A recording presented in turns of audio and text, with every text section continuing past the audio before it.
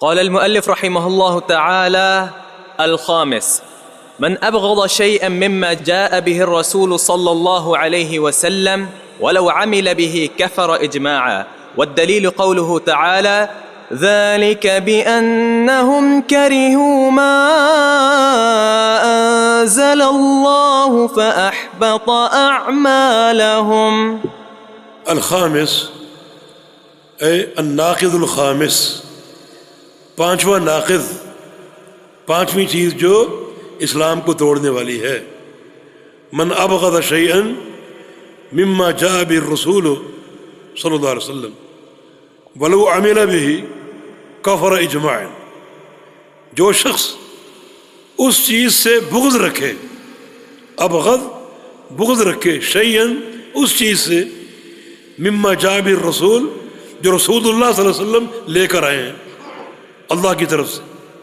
رسول اللہ صلی اللہ علیہ وسلم جو بھی اللہ تعالیٰ کی طرف سے لائے، وہ عقیدہ ہو، وہ عمل ہو، وہ عبادات ہوں، نظام تجارت ہو، یا شادی بیاہ کے معاملات ہوں، خرید و فروخت کے امور ہوں، اللہ کے پیارے پیغمبر اللہ تعالیٰ کی طرف سے جو کچھ لائے، اس میں سے کسی چیز سے آپ کے دل میں بغض ہے، ناپسندیدگی ہے، قبول تو کر رہے ہیں لیکن ناپسندیدگی کے ساتھ، بغض کے ساتھ، نفرت کے ساتھ، تو یہ بھی کفر ہے۔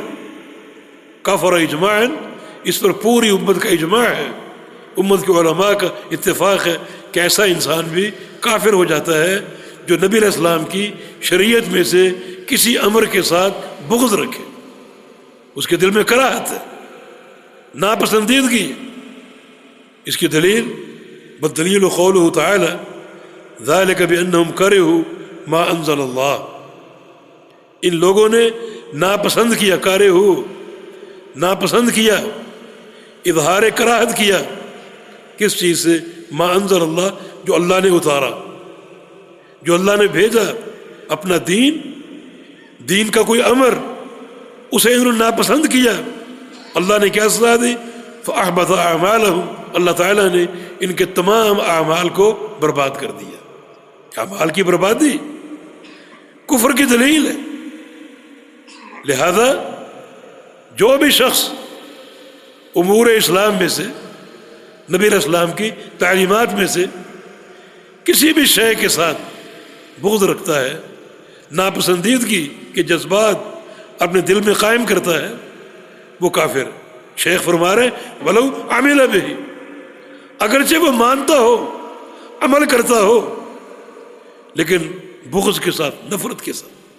مثلا حج کرتا ہے لیکن حج کا بغض اس کے دل میں، نماز پڑھتا ہے مگر نماز کا بغض اس کے دل میں، تو نماز پڑھنے کے باوجود، حج کرنے کے باوجود اس بغض کی بنا پر وہ کافر۔ لیکن نبی علیہ السلام کی جو اطاعت ہے، بلکہ پوری شریعت مطہرہ کی جو اطاعت ہے، ایک مقام پر قرآن پاک نے اس کو کئی حدود میں مقید کیا۔ فلا وربک لا یؤمنون حتی یحکموک فیما شجر بینہم ثم لا یجدوا فی انفسہم حرجا مما قضیت ویسلموا تسلیما، کہ رسول کی اطاعت کی کیا کیفیت ہونی چاہیے اور کیا صورتحال ہونی چاہیے۔ اللہ پاک نے قسم کھائی، تیرے رب کی قسم، لا یؤمنون، یہ لوگ مومن نہیں ہو سکتے، ان کو بتا دو، آگاہ کر دو اور عمومی اعلان کر دو کہ یہ لوگ مومن نہیں ہو سکتے حتی یحکموک فیما شجر بینہم، جب تک اپنے اختلافات میں صرف آپ کو حاکم نہ مان لیں۔ یہ پہلا سٹیج۔ اختلاف اگر ہو کسی کے درمیان بھی، بڑے چھوٹے کے درمیان، باپ بیٹے کے درمیان، شوہر بیوی کے درمیان، قلت تعداد اور کثرت تعداد کے درمیان، عربی عجمی کے درمیان، یہ جو ہم نے مذاہب بنا رکھے ہیں، ان مذاہب والوں کے درمیان کسی کے مابین اختلاف ہو، پہلا اسٹیج ایمان کی سلامتی کے لیے کہ یہ عقیدہ ہو کہ یہاں فیصلہ حاکم اللہ کا رسول ہے صلی اللہ علیہ وسلم، یہ پہلا نقطہ۔ دوسرا، حتی یحکموک فیما شجر بینہم۔ دوسری بات یہ ہے کہ عملاً آپ سے فیصلہ کرائیں، جب حاکم مان لیا تو فیصلہ آپ سے کریں۔ اور تیسری بات یہ ہے کہ ثم لا یجدوا فی انفسہم حرجا، جو فیصلہ آپ نے کر دیا اس فیصلے کو قبول کریں، اور قبول اس طرح کریں کہ اپنے دل میں کوئی تنگی محسوس نہ کریں۔ یہ چار چیزیں، وَيُسَلِّمُ تسلیما، قبول کرنا، یہ چار چیزیں۔ ایک ہے آپ کو حاکم ماننا، دوسرا آپ سے فیصلہ کرانا، تیسرا آپ کے فیصلے کو قبول کرنا، اور چوتھا آپ کے فیصلے کو اس طرح قبول کرنا کہ دل میں کوئی خلجان، کوئی تنگی اور کوئی کراہت نہ ہو۔ پھر بندے کا ایمان ثابت ہوگا۔ مانا ایک شخص، اس کا عقیدہ ہے کہ اختلافات میں حاکم اللہ کا رسول ہے صلی اللہ علیہ وسلم، اتنا کافی ہے؟ مومن ہو گیا؟ نہیں، جب تک عملاً آپ سے فیصلہ نہ کرائے۔ دو چیزیں ہو گئی، اب اس نے مان لیا کہ حاکم اللہ کے رسول ہیں اور فیصلہ بھی آپ سے کرا رہا ہے، کافی ہے؟ مومن ہو گیا؟ نہیں، تیسری چیز، اس فیصلے کو قبول بھی کرے، مان بھی لے۔ اب تین چیزیں ہو گئی، آپ کو حاکم مانا، آپ سے فیصلہ کرایا، اس فیصلے کو قبول بھی کیا، اب مومن ہو گیا؟ نہیں۔ ثم لا یجدوا فی انفسہم حرجا، اپنے دل میں اس فیصلے کو سن کر کوئی تنگی، کوئی خلجان، کوئی شک، کوئی تردد، کوئی ریب، کوئی نفرت محسوس نہ کرے، کوئی بغض محسوس نہ کرے، پھر مومن ہو۔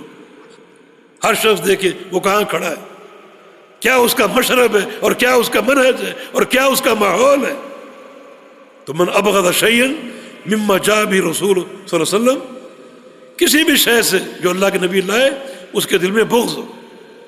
ہم نے غالباً کل بتایا تھا، یہ پرسوں، یہ بغض والعیاذ باللہ یہ پیدا ہوتا ہے، یہ جو مسلکی تعصب ہے یہ بغض پیدا کرتی، ہم اس کے چشمدید گواہ ہیں۔ کوئی حدیث پیش کرو، یہ حدیث ہے نبی علیہ السلام کی، آپ کا فلاں عمل اس حدیث کے خلاف ہے، واللہ ہم نے محسوس کیا کہ حدیث پر ماتھے پر بل پڑ جاتا، اس بات کو نہیں چھوڑیں گے، حدیث کا بغض اپنے دل میں بٹھائیں۔ کہاں کھڑے ہیں پھر؟ تو خاص طور پہ جو اصحاب مذاہب ہیں، مسلکی تعصب اس نفرت اور کراہت کو اور بغض کو پیدا کرنے کا سبب ہے۔ بہت متنبہ ہونے کی اور بہت ہی محتاط ہونے کی ضرورت ہے۔ نبی علیہ السلام کی فیصلہ کن حدیث، لا یؤمن احدکم حتی یکون ہواہ تبعا لما جئت بہ، تم میں سے کوئی شخص اس وقت تک مومن نہیں ہو سکتا جب تک اس کی تمام خواہشات، اس کا قلبی رجحان، قلبی میلان، ظاہر و باطن تابع نہ ہو جائے اس چیز کے جو میں لایا ہوں۔ فیصلہ کن بات، آپ کا فرمان ہے اعطیت جوامع الکلم، مجھے اللہ نے جوامع الکلم دیے۔ چھوٹا سا جملہ دو ٹوک ہوتا ہے، چھوٹے سے جملے میں بعض اوقات پورا جنت کا پروگرام ہوتا ہے۔ یہ جنت کا پروگرام ہے پورا۔ اس وقت تک تم مومن نہیں ہو سکتے جب تک تمہاری ساری خواہشات، دل کے سارے طموح، اغراض، میلانات، رجحانات تابع نہ ہو جائیں اس چیز کے جو میں لایا ہوں۔ تو پھر یہ نفرت اور کراہت کے جذبات اور یہ بغض کے جذبات آپ خود مانتے ہو، قبول کرتے ہو، لیکن دل میں تنگی بھی، دل میں خلجان بھی، دل میں کچھ بغض بھی ہے، تو پھر یہ ماننا قابل قبول نہیں۔ ثم لا یجدوا فی انفسہم حرج مما قضیت، جو آپ نے فیصلہ فرما دیا اس کو سن کر دل میں کوئی تنگی محسوس نہ، پھر ایمان کی سلامتی۔ اس کے لیے ایک بہت بڑی نعمت اللہ رب العزت کی، اللہ سے دعا کیا کریں اللہ وہ عطا فرما دے۔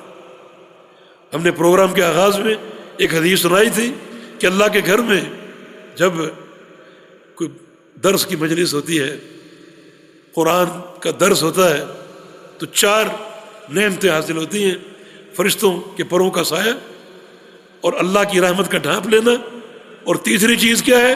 سکینت کا نزول، اللہ کی طرف سے سکینت نازل ہوتی۔ اس قسم پروگراموں میں شریک ہوا کرو اس دعا کے ساتھ کہ یا اللہ ہمیں وہ سکینت عطا فرما۔ یہ سکینت اگر دل میں داخل ہو جائے تو خلاص، پھر بندہ پورا دل کے ساتھ، پورے دل کے ساتھ، جذبات کے ساتھ، خواہشات کے ساتھ، اس دین کے ساتھ مکمل مطمئن ہو جاتا ہے، ایک پورا لگاؤ قائم ہو جاتا ہے اگر سکینت حاصل ہو جائے۔ یہ سکینت آ جائے، لڑنا، جہاد کرنا، مال خرچ کرنا، روزے رکھنا، حج کرنا، زکاتیں دینا، ہر چیز آسان ہو جاتی ہے اگر دل میں سکینت آ جائے۔ بات تھوڑی سی پھیل گئی، وہ جو حدیث ہرقل ہے، ہرقل کے پاس اللہ کے نبی کا خط گیا، اسلم تسلم، سلطنت روما کے فرما روا، میری غلامی اختیار کر لے سلامتی پائے گا۔ وہ سناٹے میں آ گیا، اتنا جامع خط 2 لفظوں میں اپنا پیغام دے دیا۔ اس کے دل میں ایک تشویش پیدا ہوئی، یہ کون ہے شخصیت، کس کا خط ہے، کیا اس کے حالات ہیں، اور کیا اس کا معاشرہ ہے، اور کیا اس کا ماضی اور مستقبل ہے۔ اس کی قوم کے لوگوں سے پوچھا جائے، اور اتفاق سے انہی دنوں ابو سفیان جو مشرک تھا اپنی قوم کے ساتھیوں کے ساتھ تجارت کے لیے شام گیا، بلا لیا، ہرقل نے سامنے بٹھا لیا کہ اس نبی کے بارے میں تم سے سوال کروں گا، سچ سچ جواب دینا۔ ان میں سے ایک سوال یہ تھا، هل يرتد احد منه سخطة لدینه، کہ کیا اس نبی کے دین سے بیزار ہو کر، یہ بغض رکھ کر کوئی مرتد ہوا ہے؟ اس نبی کے دین سے بغض کی بنا پر، بیزاری کی بنا پر کوئی مرتد ہوا ہے؟ ابو سفیان مشرک، کافر، سوال کرنے والا بھی کافر، جواب دینے والا بھی کافر۔ جواب سنیے، لا، نہیں۔ اس نے کہا کہ ہم نے ان کو مارا بہت ہے، تکلیفیں بہت دی، گرم کوئلوں پر لٹایا ہے، بھاری سلیں سینے پر رکھی ہے، کانٹوں پر گھسیٹا ہے، 2 ٹکڑا کر دیے، سمیہ کی سیرت پڑھی ہے، لیکن پھر بھی یہ لوگ دین سے باز نہیں آئے۔ ہرقل کا تبصرہ، بڑا زیرک انسان تھا۔ کذالک الایمان، صحیح بخاری کے الفاظ ہے، کذالک الایمان اذا خالطت بشاشۃ القلوب۔ یہ تو پھر سچے ایمان کی دلیل ہے، سچے ایمان کی بشاشت، حلاوت اور سکینت اگر دل میں شامل ہو جائے، رچ بس جائے، پھر بندہ ایمان کو چھوڑنے پر آمادہ نہیں ہو۔ کوئی نفرت، کوئی بغض دل میں داخل ہو ہی نہیں سکتی۔ تو بڑا اہم مسئلہ، اس تعلق سے بڑی تشویش موجود ہے۔ اللہ تعالی ہمیں اپنی پوری اصلاح کی توفیق دے کہ اللہ تعالیٰ یہ بشاشت اور یہ سکینت دلوں میں اتار دے کہ دین جو ہے وہ شرح صدر کے ساتھ ہمارے لیے قابل قبول ہو، ایک ایک نقطہ پورے انشراح کے ساتھ، پوری محبت کے ساتھ قابل قبول۔ لا الہ الا اللہ محمد رسول اللہ، اس کے قبول کی شرط یہ ہے کہ محبت کے ساتھ قبول کرو اور کوئی نفرت اور بغض نہ ہو۔